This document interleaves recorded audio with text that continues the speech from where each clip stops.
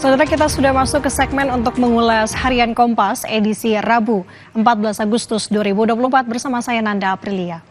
Kita akan ajak Anda untuk melihat halaman muka Harian Kompas yang terbit hari ini, Saudara.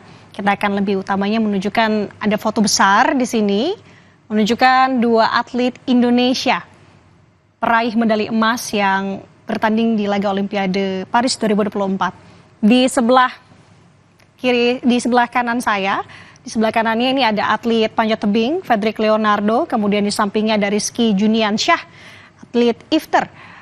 Ini adalah dalam rangka penyambutan atlet Olimpiade di Indonesia. Kedua atlet ini dan juga beberapa atlet lainnya tiba di tanah air di Terminal 3 Bandara Soekarno-Hatta, Gedung VIP Tangerang, Banten pada Selasa kemarin malam. Kontingen Olimpiade Indonesia ini disambut antara lain oleh Menteri Pemuda dan Olahraga Dito Aryo Tejo, anggota Komite Olimpiade Internasional Erick Thohir, dan penjabat Gubernur Banten Al-Muktabar.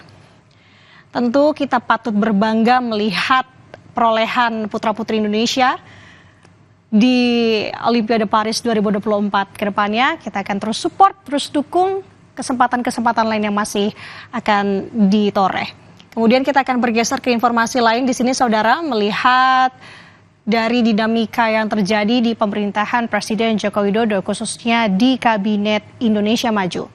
Di Harian Kompas hari ini juga membahas terkait dengan hal itu, di mana Presiden ini dianggap memberikan lempar sinyal terkait dengan perombakan kabinet. Nah, rumor terkait dengan hal ini, Saudara, muncul sejak beberapa bulan terakhir. Belakangan ini kembali menguat. Terkait hal itu, Presiden Joko Widodo menegaskan dirinya memiliki hak prerogatif untuk merombak kabinet seandainya hal itu memang diperlukan. Pada kesempatan itu, Kepala Negara yang juga didampingi oleh Sekretaris Kabinet Pramono Anung, Menteri Sekretaris Negara Pratikno, Menteri Pekerjaan Umum dan Perumahan Rakyat atau PUPR Basuki Hadi Mulyono, serta Menteri Pemuda dan Olahraga Menpora Dito Aryo Tejo yang mengabarkan hal itu ketika berada di IKN. Dari kabar yang beredar ini, Saudara, politikus Partai Nasdem dan juga Partai Demokrasi Indonesia Perjuangan atau PDIP dikabarkan akan dikeluarkan dari Kabinet Indonesia Maju. Nah, hal ini menarik untuk kita cermati, melihat bagaimana dinamika ke depannya seperti apa. Kita akan pantau bersama, khususnya mengingat juga jelang beberapa bulan, maksud kami, jelang Presiden Jokowi longsor terkait dengan perombakan kabinet ini apakah benar atau tidak. Nah, kita akan bergeser ke informasi lain yang juga dibahas di Harian Kompas hari ini, Saudara, dengan judulnya Petun atau Pengadilan Tata Usaha Negara batalkan penetapan Soehartoyo sebagai Ketua MK.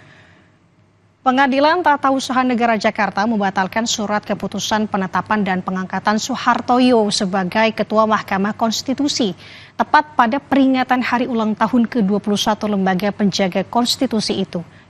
Dengan pembatalan itu, Saudara, berarti kepemimpinan Soehartoyo sebagai Ketua MK tidak sah. Putusan itu disampaikan setelah pada Selasa pagi kemarin. Soehartoyo menyampaikan rasa syukurnya dan gembiranya atas hasil survei dari sejumlah lembaga yang menyatakan tingkat kepercayaan publik dan citra MK semakin baik.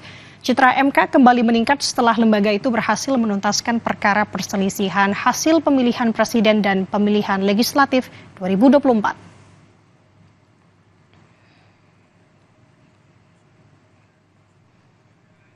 Saudara, Anda bisa membacanya secara lengkap di Harian Kompas hari ini atau bisa mengaksesnya melalui kompas.id.